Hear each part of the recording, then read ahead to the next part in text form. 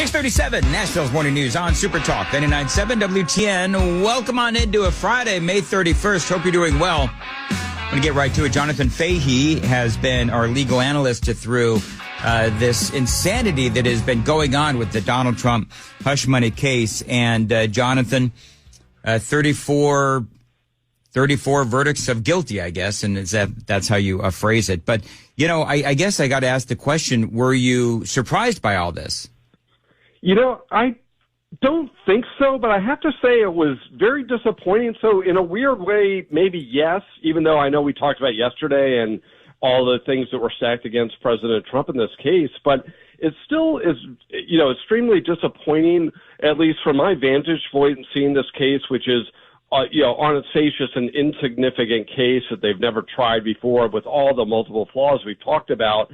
And you just want to hope that the system works, and I don't think it did here. And you know, these jurors in New York have so much pressure on them. They're pulled from a 90% anti-Trump pool, so I assume that they're reflective of that. But it does make me think that did they just not have the courage to do what's right? Is there something that they saw that everyone analyzing the case did not see? I don't know. But overall, it's very disappointing. It's very disappointing for our country to see that, the primary strategy of the Democratic Party seems to be prosecuting their political opponent rather than running on the merits or their accomplishments, quote unquote, or their issues or anything else. And it really is a bad road that it seems like we're going down. And if anyone thinks this will be the last time this type of thing happens, I think they're mistaken. They've opened the door to something really, really bad here. Oh, yeah, it is. I mean, I was talking earlier about, and I don't want to go down this road with you, but I was talking earlier about, okay, so if you want to go down this road, let's start talking about all the money that Nancy Pelosi has made on insider information. Let's talk about Bill and Hillary Clinton and all of the millions of dollars that disappeared from Haiti. Let's talk about Whitewater, if I remember correctly, way back in Arkansas. Let's talk about Paula Jones and her accusations against Bill Clinton, Monica Lewinsky. I mean, I could go on and on. So if that's what the Democrats want to do, it's my hope that the Republicans, if they're going to fight, they got to take off the gloves. But I don't want to go there right now. Let me ask you this. When we talk about an appeal, you've got Mark Levin saying that Trump should go right to the Supreme Court. I don't know if that's possible or not.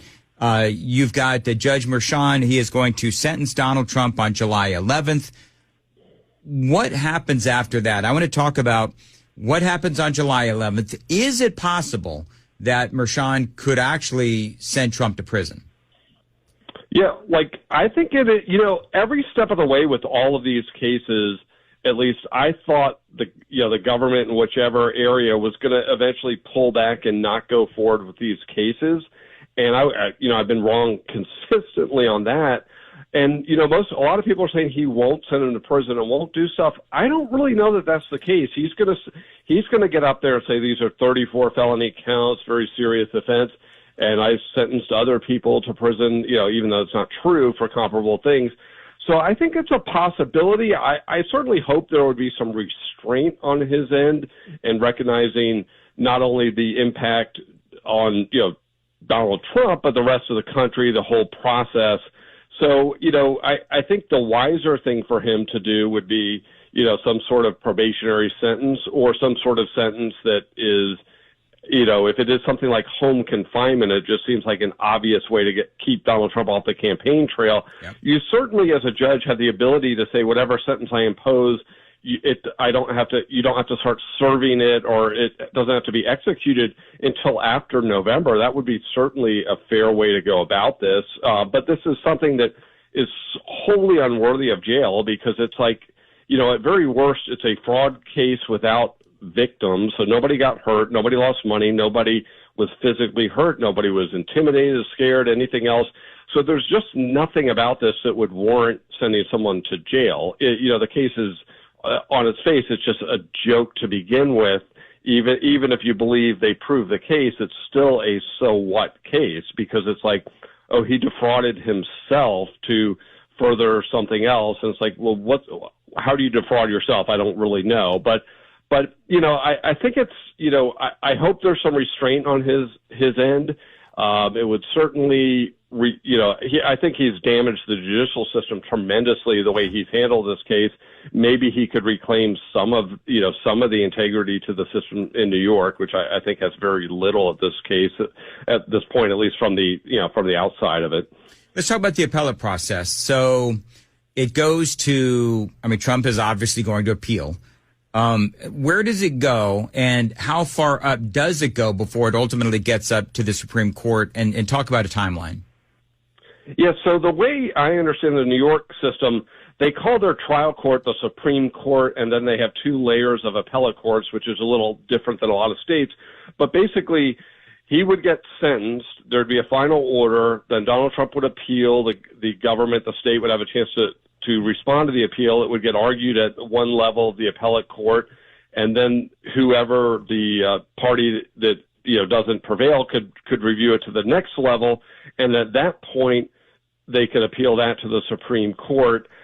That would take a very long time. Even the first layer of appeals, I can't see that getting done anywhere before beginning of next year, even if it is expedited. I know courts have the ability to expedite things, so I may be wrong, and there may be reasons. There may be a vehicle. I know you said Mark Levin was talking about this, and other people. There may be a vehicle to try to get this to the Supreme Court. I just don't know what that is, but this is such an unusual case. Yeah. Maybe there's a way to do a cert petition to say this has a enormous impact, not just on this particular defendant, but the country as a whole, the electoral system, everything else. So maybe there's a way to get it there. I just don't know what that would be, and that seems extraordinarily unlikely, but maybe they'll try it. There's a lot of analysis that is going on right now as far as what this will do for the election in November. As Donald Trump said, the real verdict is going to come on November 5th. And the polling, Jonathan, is all over the place. Because on the one hand, everybody knows this is a really tight race. On the other hand, you have those same people talking about how they don't believe that this will, impact the race all that much. But you've got some percentage of people who claim to be Donald Trump supporters that are now saying that they might second guess that support because he is now an air quote convicted felon. So could this, in your mind, impact enough people that it could actually help Joe Biden? Yeah, I think it's certainly possible because, you see those polls that you're talking about, and most people really see this for what it is, and and aren't going to factor it into their vote. But there's a small percentage that will, and the way this election looks to be shaping up, it's going to be similar to the last two, meaning, it'll be close in a handful of states, and that will be the difference. So a little difference could be the ultimate difference.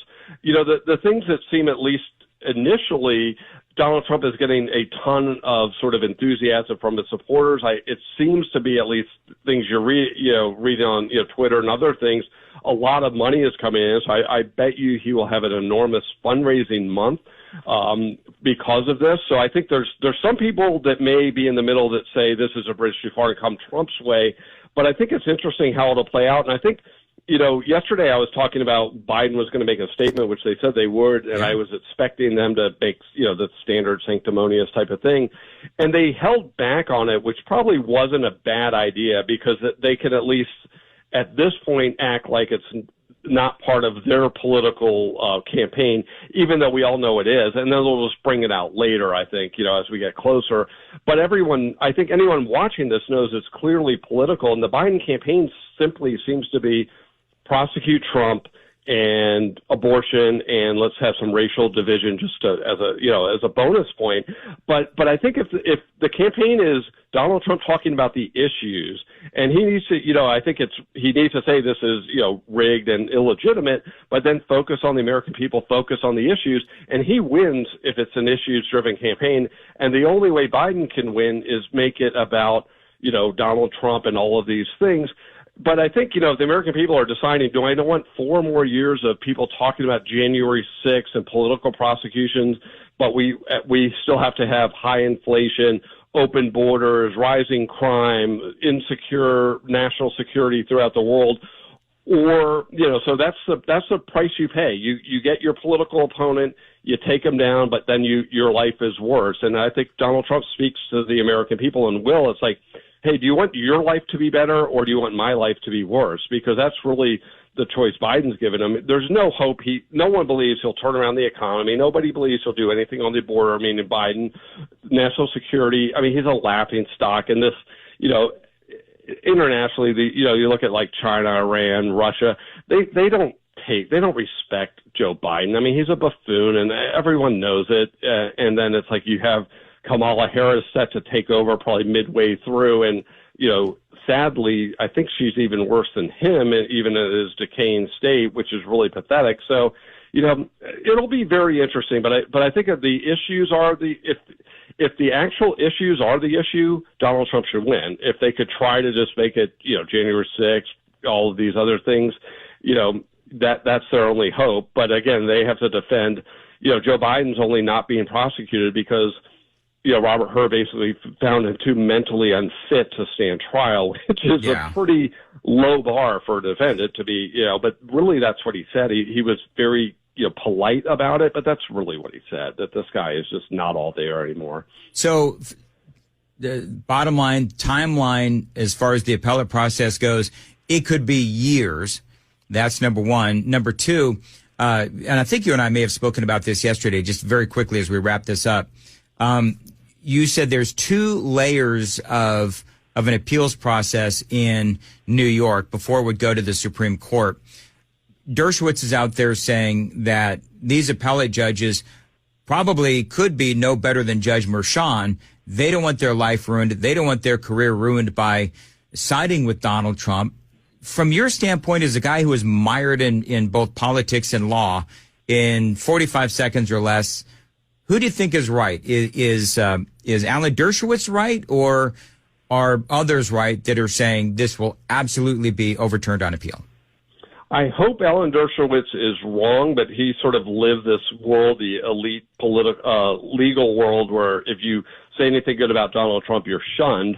But I do think, they reversed the Harvey Weinstein case, who has to be one of the most hated people in the history of America and New York. And by the time it gets to them, the political bang for the buck is gone, because at that point, either Joe Biden's been reelected and they're happy and it did its trick, or Donald Trump's elected, but there's no impact at all. So I think the political part of it might not be as big of a factor as it is at the trial level, and at least that's my hope. And most judges do take their role seriously, but Donald Trump's a different animal, and he brings out. He really brings out the worst in people. And, it's funny, you see Robert De Niro the other day, and that is reflective of the Democratic Party. There's just irrational ranting that, it just seems like crazy, but that's really where their party is with respect to Donald Trump.